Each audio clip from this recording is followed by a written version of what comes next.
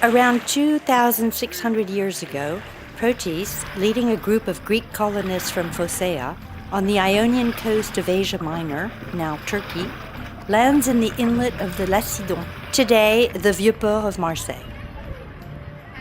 They were warmly greeted by the Ligurians, residents of that coast. Proteus wed Gyptis, the daughter of the local king, and from this union, Massalia is born. The city grows very rapidly to the north of the inlet. Protected by the narrow pass controlling access by the sea, it benefits from an ideal position.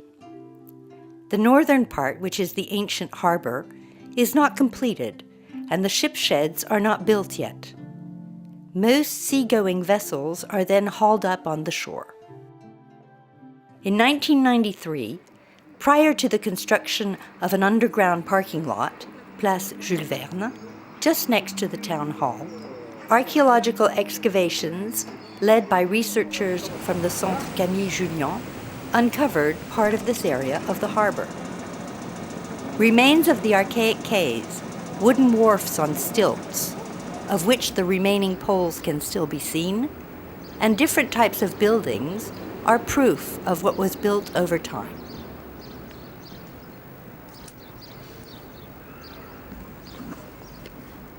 As the finds show, this was the hub of port activity, with fish bones, ropes, clay objects thrown into the harbor, and even a wicker basket. Even more interesting, this excavation uncovered a dozen ancient ships, both Greek and Roman, abandoned over the centuries. It will take the archaeologist team led by Patrice Paumet, a specialist in ancient ships and navigation, several months to uncover, extract, analyze, and study these shipwrecks. Among these, 2 Greek shipwrecks abandoned at the end of the 6th century BC were dated thanks to the ceramics found around them. This means that these ships were built towards the middle of that century by the 2nd generation of Massalia founders.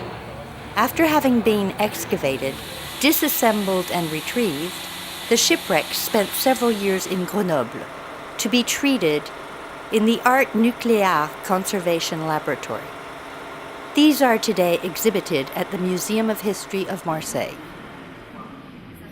Alors nous sommes ici devant les vestiges de l'épave Jules Verne 9, qui est la plus petite des 2 épaves grecques archaïques du VIe siècle avant Jésus-Christ que l'on a retrouvées place Jules Verne à Marseille. À l'origine, cette épave était une embarcation côtière, une grande barque côtière, qui servait des usages multiples pour le transport des biens, des personnes et pour la pêche. Et notamment, ce bateau a servi à la pêche au corail, puisque l'on retrouve dans le fond de la coque des petits fragments de corail rouge qui était très réputé dans l'Antiquité. Mais ce qui est le plus remarquable dans cette épave, c'est le système de construction, qui est un système de construction archaïque, entièrement fondé sur des assemblages par ligature. C'est ce que l'on appelle un bateau cousu, dont tous les éléments, les planches constitutifs de la coque proprement dite, de même que les membrures, sont assemblés par des liens végétaux, des coutures, des ligatures qui courent le long de tous les assemblages. Cette technique est une technique extrêmement ancienne, qui était en usage chez les Grecs pour la construction navale de l'époque archaïque. But several years of work will be needed to study the reconstruction of the ships as they had looked originally. Everything started during the excavation and study of the wreck in 1993.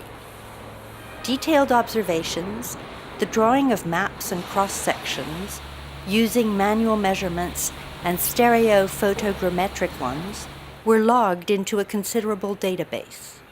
Using this database, specialists were able to reconstitute the structure and original ship drawings so as to be as close as possible to that of the original ship.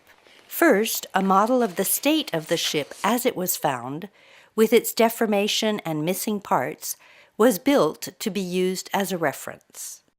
Donc l'état des vestiges nous montre une coque qui est totalement déformée. Et donc on va avoir beaucoup de difficultés pour retrouver la forme originelle de ce bateau.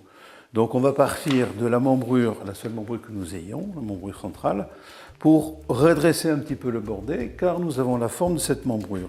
After having graphically corrected the deformations of the hull, a second model of the remains is made, this time in the straightened original shape, to check to see if it is correct. Then, the second phase is that of extrapolating the built-up remains to the whole ship. Donc ça, c'est l'étude archéologique qui va nous le permettre, et on va rechercher sur le plan archéologique les données complémentaires qui nous manquent et qui vont permettre de compléter les formes, les dimensions du bateau. J'ai recherché toute une série d'épaves de bateaux équivalents à celui de Jules Verne IX, il en existe plusieurs autres, et l'un d'entre eux me permettait de connaître très exactement la longueur du bateau, parce que l'épave en était moins bien conservée sur le plan global, mais il y avait présenté l'intérêt d'avoir la quille complète. Donc, j'avais un exemple me permettant de connaître précisément la longueur du bateau et de sa quille. Une autre épave m'a permis de connaître le système d'emplanture du mât qui n'a pas été conservé sur l'épave de Jules Verne IX, mais qui était conservé sur cette autre épave. Et progressivement, par étude comparative, on va pouvoir proposer une reconstitution de l'ensemble du bateau. Pour le reste du bordé, il va falloir faire appel à un autre navire qui, par son analogie de structure, va nous permettre donc d'utiliser ces formes transversales pour les transposer sur notre navire. Et à partir donc de ces transversaux, je vais pouvoir proposer donc des profils pour l'épave de JV 9. Once the complete shapes of the ship are graphically reproduced, we can build a larger scale model which will allow us to control the building of the entire hull. This model is made of cardboard. By highlighting the potential anomalies, it allows us to correct them and thus validate the overall shape of the ship. Sur ce principe, nous allons voir, par exemple, sur ce couple-là, si on avait dessiné une carène un peu trop grande, le couple pousserait les cartons et on s'apercevrait qu'ici, il y a une anomalie. Par contre, si la carène a été trop maigre, ça va nous donner un creux. Et là aussi, nous allons voir qu'il y a une anomalie. Alors, il y a une anomalie soit avec un creux, soit avec une bosse, parce qu'on ne peut pas concevoir que le charpentier de marine de l'époque, quand il a monté sa virure, il n'a pas pu faire ni un creux, ni une bosse. Donc, nous refaisons avec le carton, sur ces formes, nous refaisons la même manœuvre que le charpentier de marine qui a posé sa virure de bordée. Now that the structure and the shape of the hull have been found, and that the plan for planking has been established, we can make a final reconstruction model that will have all the elements of the ship, with its propulsion system, masts, sails, rigging, and oars, as well as its rudder and the elements of the upper works. Et on obtient ainsi une maquette de restitution finale, en sachant que pour la dernière partie, c'est-à-dire la restitution du gréement, de l'appareil de gouverne, là, c'est extrêmement difficile de trouver des épaves équivalentes ayant conservé ces éléments, et donc on va privilégier les documents iconographiques. Mais là encore, toujours la même chose, pour éviter tout risque d'anachronisme, il faut au préalable valider les documents de comparaison en choisissant des documents de même période, de même contexte historique, de même type de bateau, etc. So this model gives us a rather good idea of what a large 6th century BC coastal boat looked like, used for fishing by the Greeks of Marseille. However, To verify the hypotheses on the principles and methods of construction we have deduced from the analysis of the shipwreck, and to evaluate the nautical qualities of the boat, there is only one solution: to resort to experimental archaeology and build a sailing replica that is completely identical to the reconstruction of the shipwreck. This opportunity will be given to us by Marseille Provence, which obtained in 2008 the title of European Capital of Culture 2013, and which included the project, called Protis, in its program of events. Planning and financing of the operation can then start. In 2010, a first subsidy from the region allows us to buy our first wood supplies with the help of the National Forestry Agency: pine for the planking and transversal parts of the framing, and oak for the keel and the axial timbers of the ship.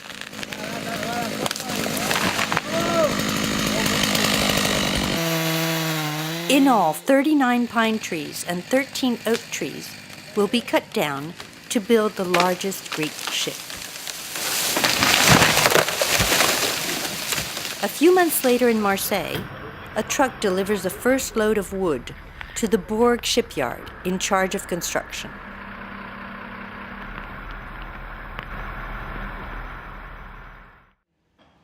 But for Patrice Paumet, this does not mean that the objective has been reached, and he must consolidate the project by drafting the agreements and finding the funds needed for the final project. 2 long years of negotiations between the Aix-Marseille University, the CNRS, which is the French National Centre for Scientific Research, the Provence-Alpes-Côte d'Azur region, and the urban community of Marseille-Provence Métropole will be needed to finalize the Protis project. Finally, at the end of 2012, the funding agreement is signed at the last minute, and construction can start at the Bourg shipyard with the help of the Archaeos Association and under the leadership of the university representing the Centre Camille Jullian. However, the Protis project has been financially revised and can only fund the construction of the large coastal boat, christened Gyptis. Alors on a une masse de bois qui est assez importante parce que au départ, lorsque nous avons fait ces approvisionnements de bois, il y a 2 ans, on était parti sur l'idée de construire un grand bateau de 15 mètres de long qui était un caboteur à voile. Et puis pour des raisons financières, nous avons dû réduire nos ambitions et finalement nous allons construire l'autre bateau qui est un plus petit bateau qui fait 10 mètres de long. But before embarking blindly on this adventure, it was necessary to carry out detailed experiments on the construction techniques. After selecting the best oak parts for the axial frame, these were roughly sawn before being precisely shaped according to the molds defined by the Centre Camille Jullian team. Alors l'objectif du projet Protis, c'est de construire une réplique navigante d'un bateau grec archaïque du VIe siècle avant Jésus-Christ, mais l'intérêt de l'opération, c'est de reconstruire ce bateau en respectant les principes et les méthodes de construction de l'époque, ainsi que les techniques d'assemblage. Or, bien évidemment, ces techniques ont aujourd'hui totalement disparu en Méditerranée, et donc il faut retrouver à partir des données archéologiques les processus, les chaînes opératoires, les gestes, les outils, les savoir-faire, et pour ça, il vaut mieux procéder à des expérimentations avant d'attaquer directement la construction du bateau. Alors, ces expérimentations vont nous permettre de retrouver donc tous ces gestes, de comprendre les logiques de ces constructions, mais en même temps, ça nous permettra de mettre le doigt sur certains problèmes qui ne manqueront pas de se poser, de façon à anticiper sur les solutions que l'on devra adopter. Et puis, un dernier aspect important, c'est que ces expérimentations vont nous permettre de mesurer en réel le temps de travail nécessaire pour réaliser la construction selon ces techniques anciennes. All the parts, all the assemblies are cut according to the excavation observations or restitutions, and which Pierre Poveda numerically recreated to give precise measurements and details. If the archaeological analysis of the shipwrecks and their restitution have been made using traditional techniques, the computer can now take over. C'est juste un outil qui permet véritablement de multiplier les hypothèses, de faciliter le travail de recherche et d'intégrer aussi beaucoup plus de données, beaucoup plus de possibilités aussi de restitution. Et dans le cadre de Protis et d'une reconstitution véritablement à l'échelle 1, ça permet aussi d'avoir toute une facilité pour avoir les plans de chacune des pièces, le détail, le développé des bordés qui est très important dans une construction en bordé premier. Et donc ça nécessite tout un travail qui est de rétro-ingénierie quasiment, de réassemblage de toutes les pièces du bateau, de création de toutes ces pièces afin que ça fasse un ensemble mécaniquement fonctionnel.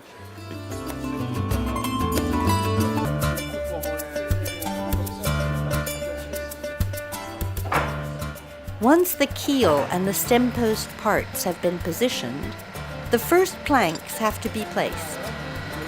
In order to do that, they must be heated in a steam box so they can be bent into the right shape.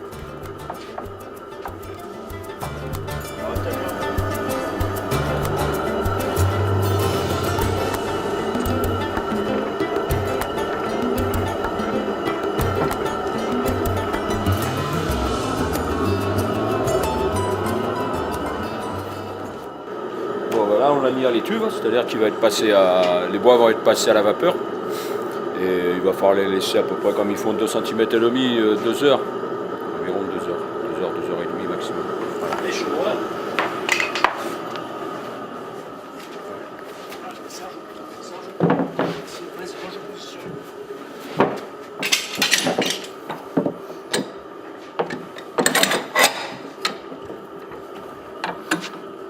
C'est bon.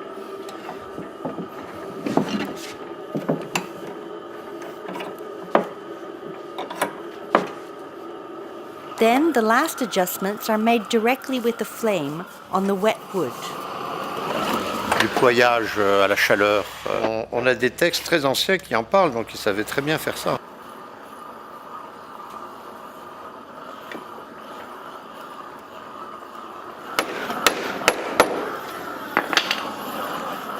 Already, during the excavations of the wreck in 1993, the construction details had been observed and precisely recorded, especially the tetradic recesses pierced with an oblique channel placed at the edge of each plank of the planking and to be used for the ligatures. In this ship, all the planks were held together by stitches. This is the sewn boat technique.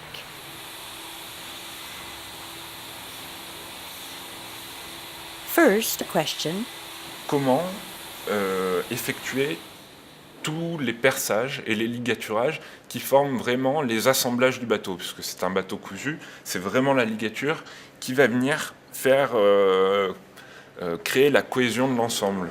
Another question, should the holes be made starting on the inside or the outside of the planks?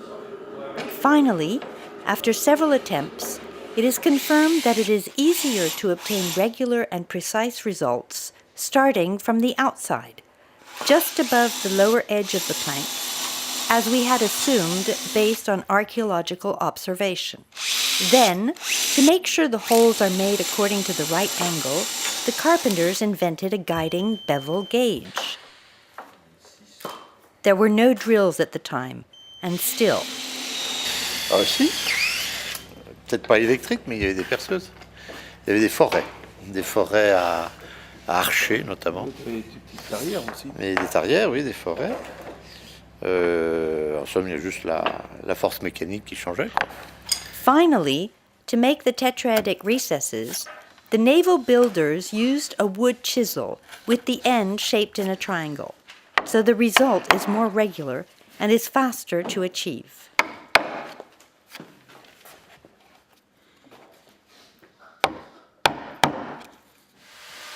All the tetradic recesses on a 7 to 8 meter long plank require roughly 1 hour and 15 minutes of work.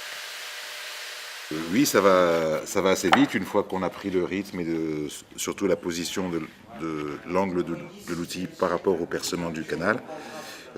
Oui, après, ça peut aller assez vite. Ouais.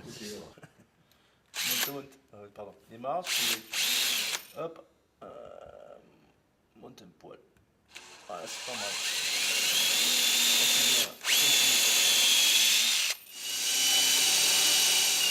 Then there are pre-assembly trenails embedded in the thickness of the planks, and these will maintain the strakes in the proper position. These trenails, seen on the remains of the wreck, were also used to prevent too much movement between the planks and a potential shear effect.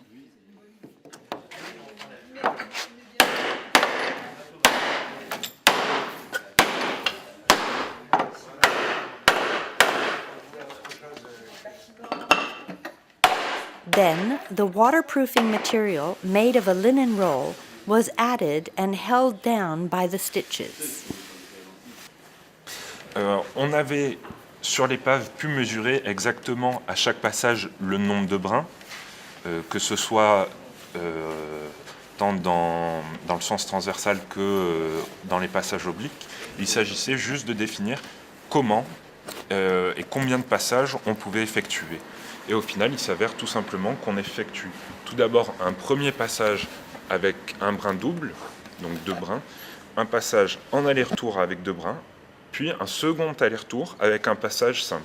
This long and difficult task requires a large labor force, since there are thousands of ligatures. Finally, to keep these ligatures in place and make sure the ship is watertight, small pegs are inserted forcefully and then flattened to plug the passage of the threads.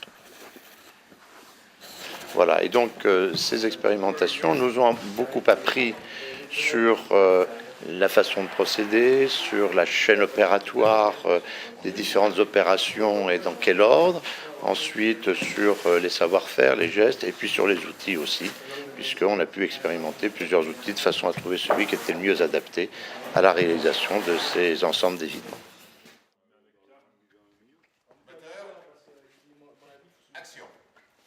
Now that these experiments have given results, the construction of the boat can start. First, the keel. It is placed with its end posts in the shipyard, prepared to support the boat during construction.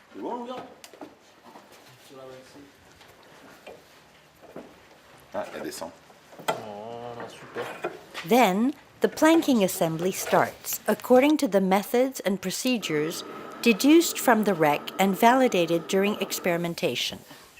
Steaming, bending, and adjusting of the planks onto the keel and among each other, then drilling channels and tetradic recesses for the ligatures, and finally placing the pre-assembly trenails for the final assembly of the planks.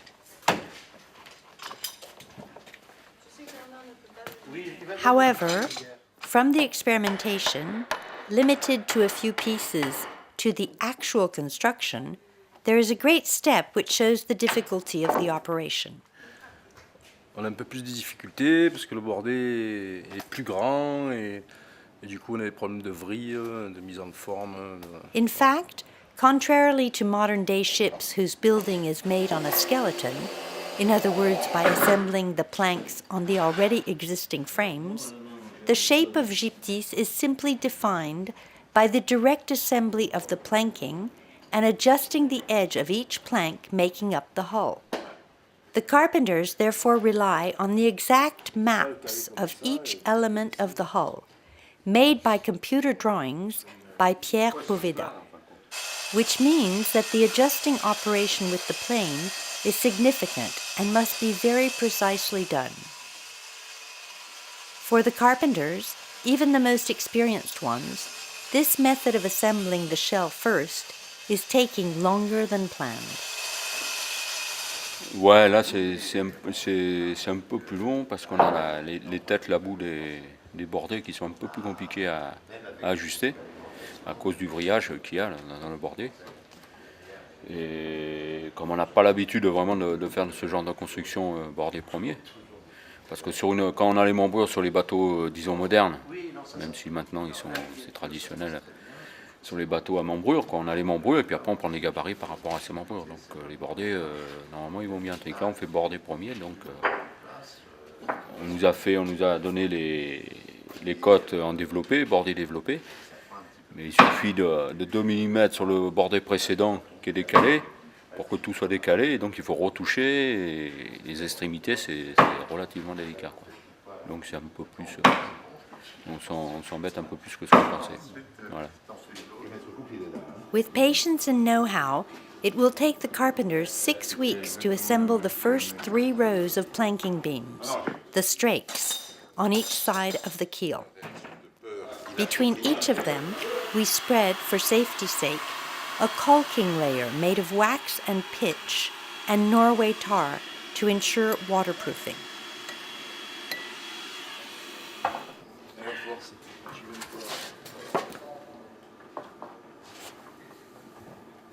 Je peux pas descendre plus. Monte. Non, il faut pas, si tu es trop en contact ici, rentre plus là-bas. T'as une autre presse à ton... Among these operations, which are always done in the same sequence, it is the sewing which takes the most time. So those in charge of the Protis project asked passionate volunteers to help them in this lengthy and difficult process. Even if the tree nails inserted in the planks are forcefully inserted, they are only used as guiding pieces. In fact, it is the linen threading which maintains the planks together, and the rolls of linen cloth which ensure watertightness. However, the main difficulty of this operation is the fact that the Protis project is not building an ordinary ship, but a replica of a very specific ancient boat, according to the model made from its wreck, and which has to be perfectly respected. Dans l'Antiquité, les charpentiers avaient une certaine liberté de conception du bateau et les formes du bateau étaient déterminées par la mise en place des virures, c'est-à-dire des planches de la coque elle-même. Et on voit très bien sur les vestiges archéologiques que les planches d'un bord sur l'autre ne sont pas parfaitement symétriques, même si les formes, elles, sont symétriques. Et donc ils avaient une certaine liberté de conception due au travail qui s'effectuait à l'œil. En revanche, nous, lorsque l'on construit une réplique navigante, eh bien, nous n'avons pas les mêmes facilités et on s'impose des contraintes qui sont celles du respect des formes d'origine. Et donc, il faut respecter les mêmes caractéristiques, les mêmes échantillonnages des planches. Once the strakes at the bottom of the hull are in place, the carpenters move on to the next phase. They can now control the shapes and consolidate the bottom of the hull while they are installing the lower part of the frames, called floor timbers. A piece of the only frame found on the shipwreck was cut out in plywood. Donc cet élément, on va le positionner pour l'instant ici. D'une part, pour pouvoir débiter la pièce, donc la membrure, et d'autre part, va servir au contrôle de la forme des virures du bordé que l'on a ici. Et en définitive, on s'aperçoit que le bordé, donc la forme du bordé, est presque parfaite. The floor timbers were cut from pine wood billets, whose shapes follow the curves of the molds corresponding to the cross sections of the bottom of the hull. In the same way as the planks from the planking are connected to each other with linen threading, the beams are also connected to the hull by linen lashings and nothing else. But only a few remains were found. Only one frame was still present. Luckily, it still had remains of threading, and beneath it, the hull had oblique channels pierced in a V shape to allow the cords to go through without appearing on the outside. Diluted Norway tar was layered over the hull in the position of the frames. Holes, allowing the ligatures to be threaded through, thus to hold the strakes, are plugged by small pegs also used to block the cord. Then we can make holes by which the threading will go through to keep the beams attached to the hull. To watch the carpenters of today working, we can see how very qualified those of 2,600 years ago were, as they only had manual bow drills.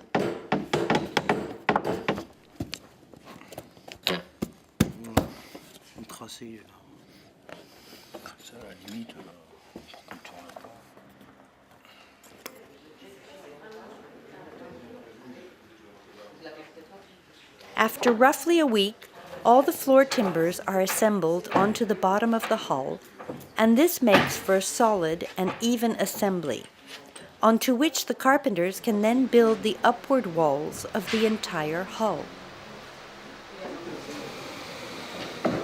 In fact, the work sequences follow a regular progress and allow the team of carpenters to acquire speed since they are more and more comfortable in their method and movements.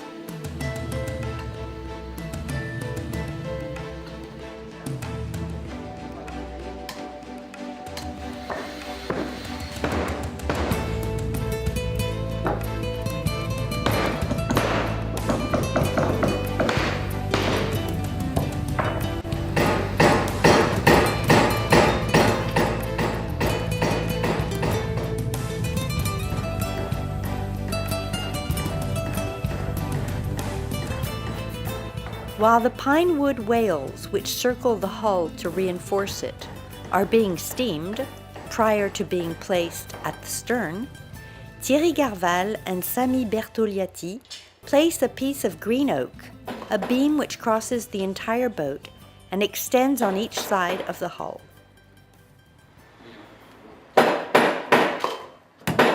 It is on this beam, which is perfectly adjusted to the elements of the hull, that the lateral rudders allowing the boat to be steered will be placed.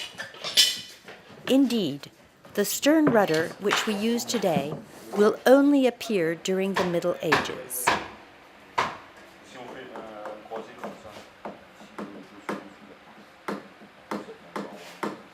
The frame futtocks are placed and fixed to the hull, while the carpenters are carving and adjusting the beams. Transversal pieces which maintain the sides and reinforce the lateral resistance of the hull.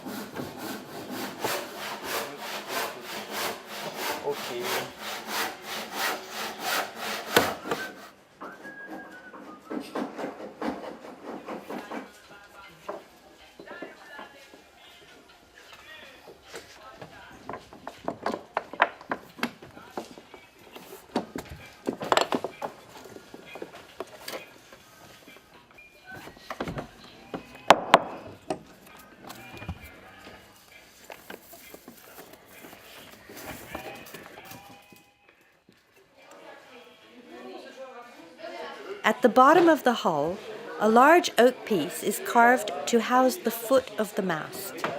This is the mast step timber. It is completed with the mast box to guide and maintain the bottom of the mast.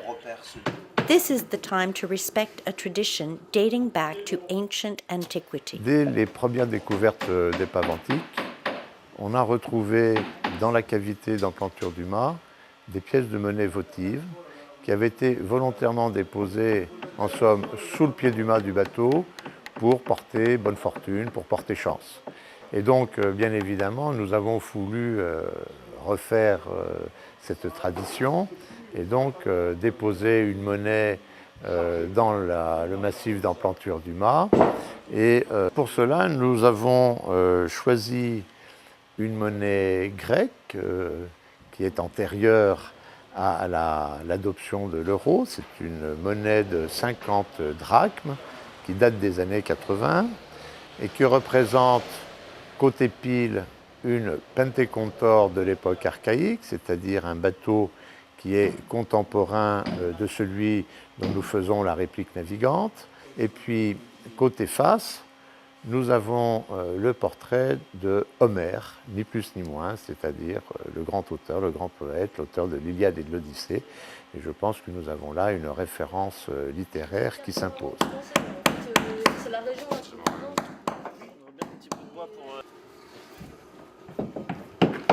D'abord ça.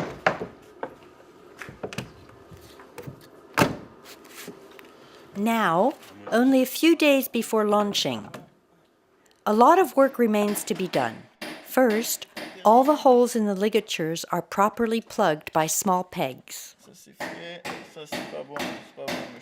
Then, as was observed during the excavations, we have to coat the inside of the hull with a thick layer of beeswax and pine pitch. This coating sets quickly and is painted on hot so as to penetrate in all the spaces in order to complete the watertightness of the hull.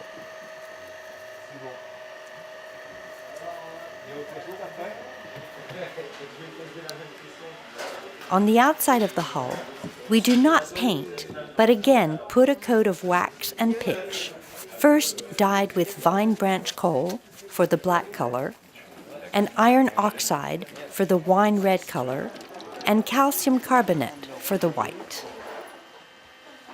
As for the two eyes on the bow, as in Greek antiquity, these are here for good luck and to protect from bad luck.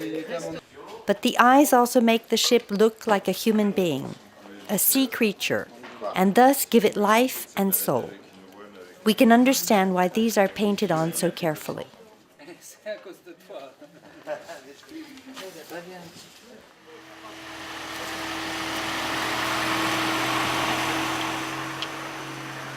Today is the big day, the day we launch the ship. Moving the few hundred meters separating it from the Marseille-Pagnol dock, the ship finally sees the Marseille sun. While the carpenters are preparing the launch ramp, the sewing specialists are still working. Nearly 5 kilometers of threading will have been needed to sew the Gyptis through nearly 10,000 ligature points. Since its arrival, this same morning on the quay, the Gyptis is attracting the curiosity and the admiration of the first visitors. Ah, ce bateau, c'est plus que magnifique, ça. C'est une œuvre d'art, c'est un trésor, ça. C'est un trésor. Ça me fait plaisir d'être là aujourd'hui. Et bravo à ceux qui l'ont fait. Charles, 3. Mais un peu, un petit peu. Allez! The ship is on its launching ramp, but tension is building as there are only a few hours left before the official ceremony. Évidemment, il y a toujours un petit peu de stress et en même temps, il y a beaucoup d'émotions parce qu'on arrive là vraiment à la fin de ce programme, de ce projet qui a pris naissance quand même il y a 20 ans. Donc c'est une longue histoire. Donc de l'émotion, oui, et puis un peu de stress parce que même si l'équipe est très compétente, même si on contrôle bien, on est toujours un petit peu à la merci d'un incident. Et puis, dernier point, le bateau il est au soleil depuis ce matin et on a des petits soucis parce qu'il est en train de fondre. Ou plus exactement, les enduits qui sont des enduits à base de cire et de pois, évidemment, sont très sensibles à la chaleur. Et donc, il faut faire plein de raccords parce que la cire fond, voilà. Mais on va mettre des protections et puis une fois que le bateau sera à l'eau, ça sera différent. As the crowd is gathering around the Gyptis, for Denis Borg, the owner of the shipyard where it was built, it is a little like the end of an adventure. Un gros pincement au cœur parce que même tout à l'heure une petite larme à l'œil parce qu'on a tous pris conscience que le projet allait nous échapper. S'il nous échappe, c'est très bien, c'est parce qu'on a réussi. Hein. Mais c'est toute une histoire qui va s'arrêter autour d'une équipe qui s'est créée et qui a vécu autour de la construction du projet, aussi bien l'équipe au niveau du chantier naval bord que l'équipe avec le CNRS, en parlant de M. Paumé, en parlant de Pierre Poveda. Il y a une petite famille qui s'est créée autour de tout ça et je crois qu'au-delà du projet, c'est tout ce qui a pu se passer autour de ce chantier qui marque un petit peu les esprits et qui donne aussi de la valeur à tout ce qui a été réalisé autour du projet. Donc l'histoire ne s'arrête pas là pour le bateau, puisque le bateau va continuer à naviguer à flot. Donc on va souhaiter bonne navigation et on va souhaiter aussi à tous ceux qui vont naviguer de retrouver exactement le même état d'esprit qu'on a pu vivre nous à travers ce chantier. Il y a 2600 ans, une grande barque côtière massaliote était lancée à la mer depuis les rivages du Lacidon. Bien que de fondation récente, la jeune cité phocéenne possédait déjà des chantiers navals réputés pour l'habileté de ses charpentiers et la sophistication de leur système d'assemblage par ligature. 2600 ans plus tard, sa réplique navigante, baptisée Gyptis, est à son tour lancée dans les eaux du Lacidon.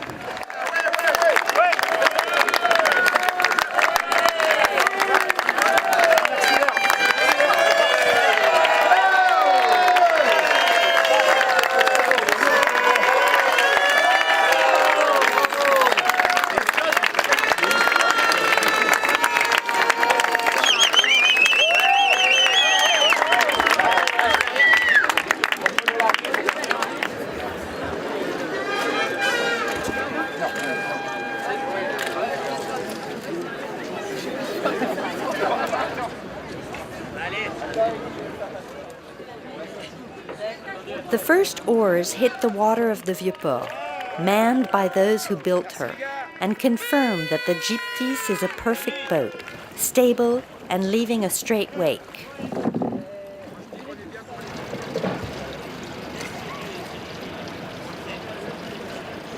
C'est bien, ça glisse, hein.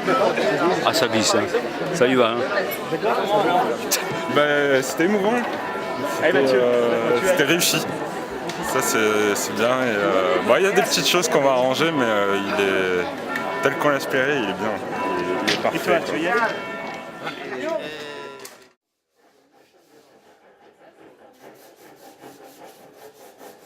And 2 days later, the Gyptis went back to the shipyard, where all the last details, top ribs, rudders, after decks and foredecks, were made before attempting her first sea trials.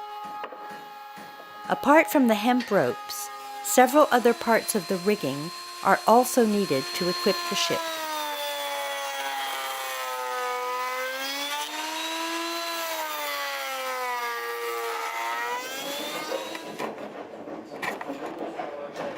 The 25 square meter square sail has to be made, with characteristics defined according to the iconographic documents representing ships of the same era. For the Atelier des Voiles, in charge of making it, its production is unusual and requires a lot of labor, but does not have very difficult specific techniques. Alors ce qui change sur une voile comme ça, c'est essentiellement la matière, on n'utilise plus du tout du coton ni du lin pour faire des voiles, parce qu'il y a des matières plus performantes, même si esthétiquement on arrive à trouver des matières qui ressemblent à du coton et du lin. Et après, il y a énormément de travail à la main, de couture à la main, chose qu'on fait de moins en moins. On fait des petites finitions à la main, mais on ralingue pas l'intégralité d'une voile à la main, ça prend trop de temps. Donc ça, c'est les deux choses vraiment qui sont différentes. Le poids aussi, c'est une voile très lourde, ce qu'on ne fait plus maintenant. On fait des voiles beaucoup plus légères que ça. Et la forme de la voile aussi, puisqu'elle est parfaitement droite. Elle n'a aucune courbe ni sur la vergue, ni sur la bordière, ni sur les chutes. Ça se fait plus du tout. Puis ça veut dire que ça sera une voile très très creuse. Le tissu va se déformer immédiatement, donc elle va être vraiment très très très creuse par rapport à ce qui se fait maintenant, puisque maintenant on sait qu'elles n'ont pas besoin d'être creuses pour fonctionner correctement.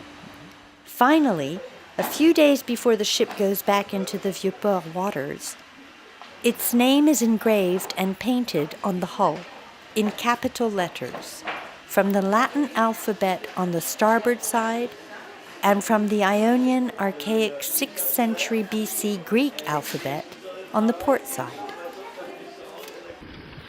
Now the Gyptis can return to its natural element, under the protection of Notre-Dame de la Garde, to receive its mast and rigging.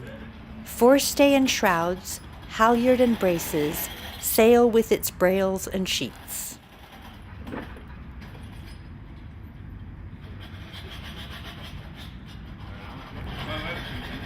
"750 kilos.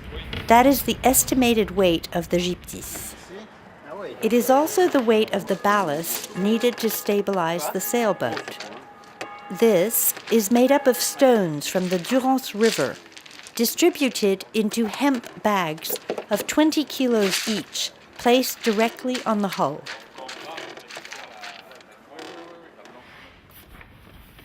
Then, but still on the dock, the yard, on which the completely equipped sail has been placed, is fixed and hoisted for trial. Now everything seems ready for a first outing at sea. However, there remains an important step: the placing of the lateral rudders. These have to be tied on each side of the stern on the transversal beam, solidly enough to not lose them, but not too tight so as not to allow them to turn. We also have to install a safeguard rope to determine their angle in the water and to be able to hoist them out.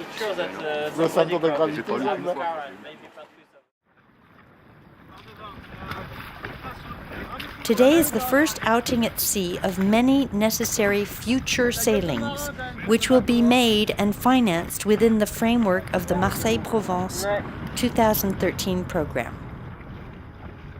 Of course, the Gyptis leaves the Vieux-Port with the use of its oars.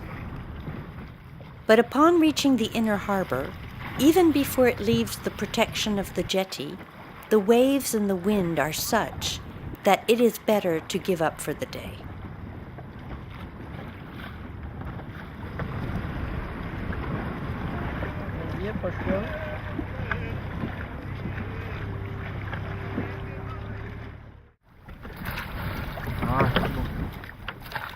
The next day, a second attempt.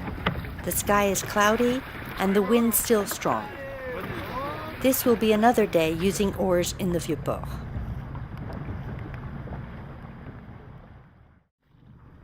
In the end, 2 days later, the waves and the wind have died down, and it is easier for the rowers to reach the outer harbor and the high seas. Even slight, the wind is enough for the first ever sailing of a boat, of which no one, even experienced helmsmen, know the reactions, nor the use of the square sail. Pierre Poveda, to whom Patrice Paumet entrusted, after his brilliant doctoral thesis, the coordination of the construction and the responsibility of the navigation of the replica, Gyptis, managed to join his two passions. Mes parents ont toujours eu des bateaux et quand je suis né, ils ont acheté un bateau qu'on a toujours, avec lequel on est parti de Sète pour aller en Turquie. Et depuis que je suis tout petit, je navigue. Et on laissait le bateau à Bodrum où il y a un musée d'archéo naval assez important avec plein d'épaves fouillées par les Américains. Ce qui fait que j'ai tout le temps plongé, j'ai tout le temps vu des sites archéo, j'ai tout le temps navigué, enfin j'ai tout le temps fait ça. Et je sais pas, vers 16 ans, 17 ans, alors que pendant longtemps j'avais complètement oublié cette idée-là, je me suis rendu compte que j'avais envie de faire de l'archéo. J'ai commencé à fouiller en terrestre et à 18 ans je savais que je voulais faire de l'archéo sur les bateaux. Ce qui fait que j'ai eu mon parcours jusqu'en licence très normal. Et en master, dès qu'on pouvait vraiment spécialiser là-dedans, je suis venu exprès à Aix pour travailler avec Patrice et faire ça. Ce qui après m'a amené à faire la thèse, à faire tout ce que je fais aujourd'hui. The minute the ship leaves the harbor, the yard is hoisted and the sail deployed.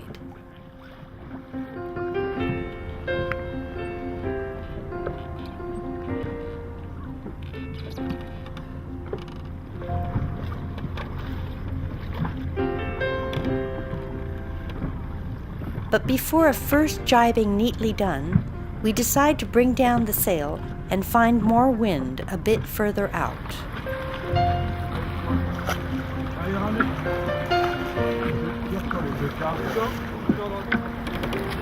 These first tacks allow the crew to become familiar with the basic maneuvers of this extraordinary vessel and to appreciate the sensitivity of the rudder and how the boat reacts. The next day, new outing at sea. The sky in this beginning of December is as clear as the day before, but what makes the crew happy is that there is more wind forecast for the middle of the day. So the boat can go further out than the day before and jibe quickly to be on the right tack to the Château d'If. After changing the tack, the starboard rudder is brought up so as to be replaced by the port side rudder.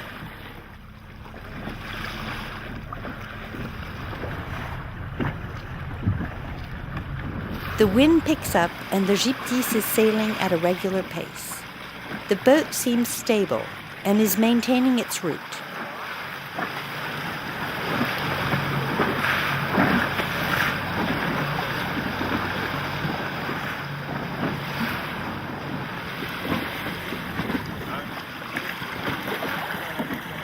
However, it is impossible to tack with the wind ahead, since the boat cannot haul up enough.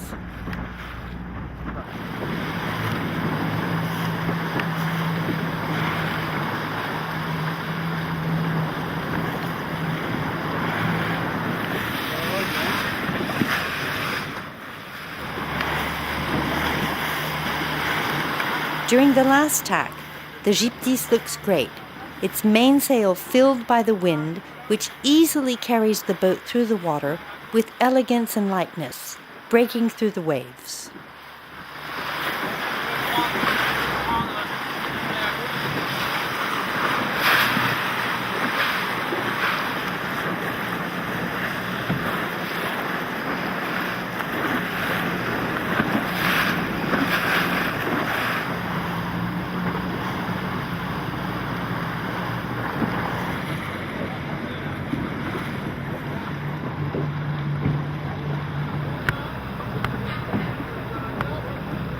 Back on the quay, the boat is unmasted so as to install an electronic wind vane, which will send back different data to a digital pad so that the characteristics of the sailings to come and the performance of the boat can be precisely analyzed. A new day at sea. Cloudy, northwesterly winds force 3 to 4. We are at the limit of the sailing capacities of the Gyptis. Indeed, the Naval Affairs Administration only allows the ship to go to sea if it does not go further than 6 miles from a cove, and if the wind does not exceed force 4 on the Beaufort scale, meaning roughly 25 to 28 kilometers an hour of maximum wind.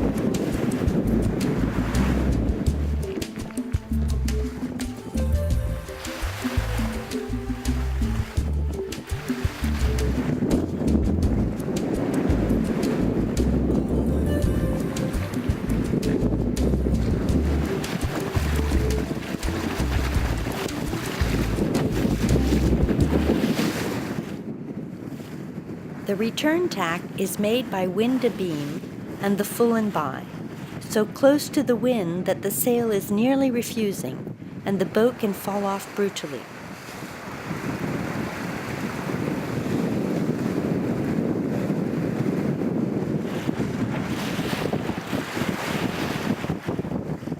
Under these extreme conditions, the Gyptis keeps its speed and its sailing capabilities, which might even mean better performances when we know how to use the sail more efficiently.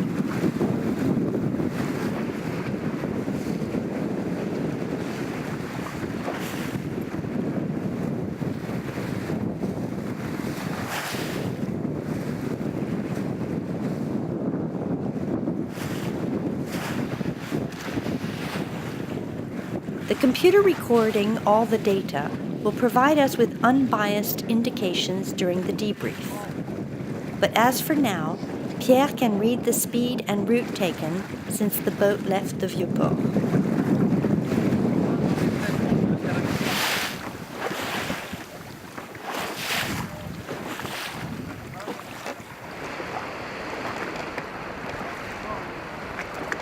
Donc on a fait sur cette nave là aujourd'hui 5002 à une moyenne de 3 nœuds, mais il y a eu un petit moment de remorque qui était un peu plus lent. Donc on peut se dire que la vitesse moyenne elle est plutôt de l'ordre de 3 nœuds et demi. Et on a fait une pointe là sur le retour à 7 nœuds sur une descente de vague, donc très ponctuellement. Donc on était plus dans du 5 nœuds et demi, 6 nœuds sur le retour. Et pour la remontée au vent, on fait des bords carrés avec des instants où on arrive à remonter. Sur le dernier bord, on arrive à remonter un peu si on considère que le vent était à plein nord. Il faut voir qu'on est au tout début des essais de navigation, donc on est vraiment encore dans une phase d'expérimentation.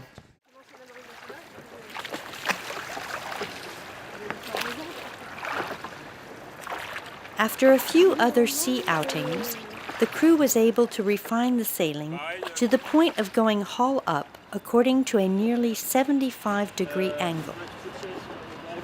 Then, taking advantage of good weather, Patrice Paumet and Pierre Poveda decide to launch the coastal navigation program, which was planned in the Marseille-Provence European Capital of Culture 2013 program, and which should allow the Gyptis to sail between Marseille and Les Ambiers, return in several stages.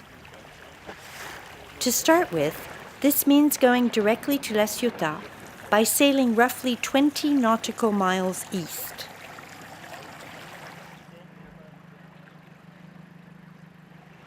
Six centuries BC, the first Marseillais who sailed on these boats were limited in the same way as our archaeologists to coastal navigation without trying to go too far from the coast.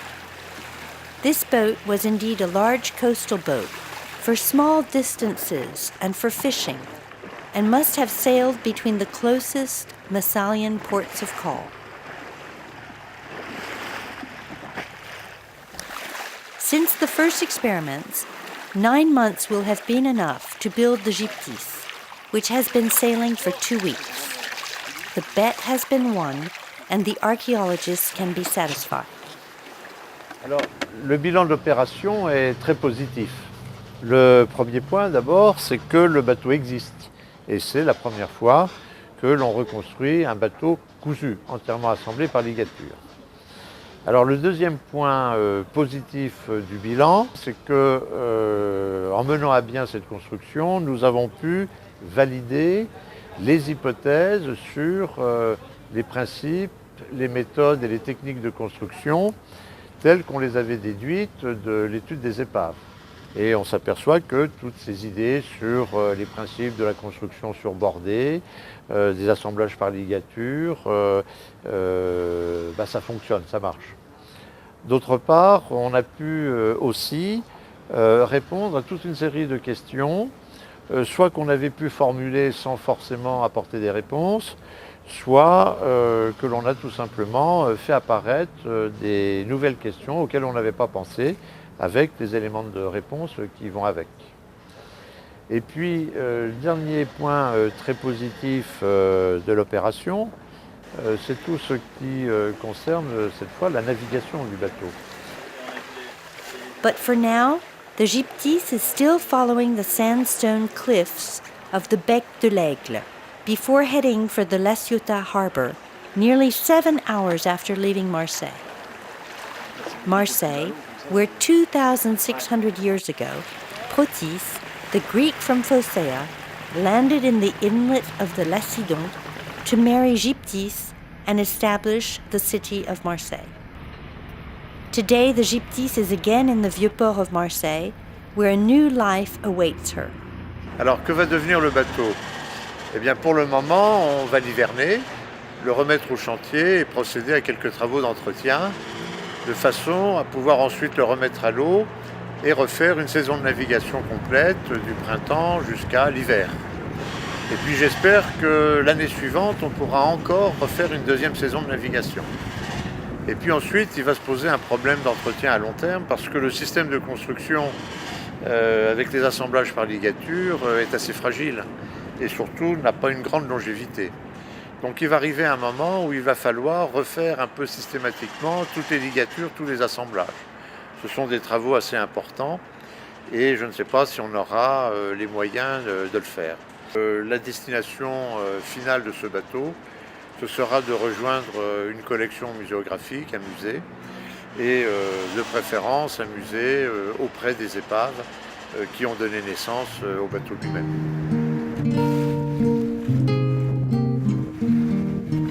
In the meanwhile, 2 more sailing seasons are planned to obtain better knowledge on the evolution possibilities of the Gyptis and to better evaluate its sailing qualities.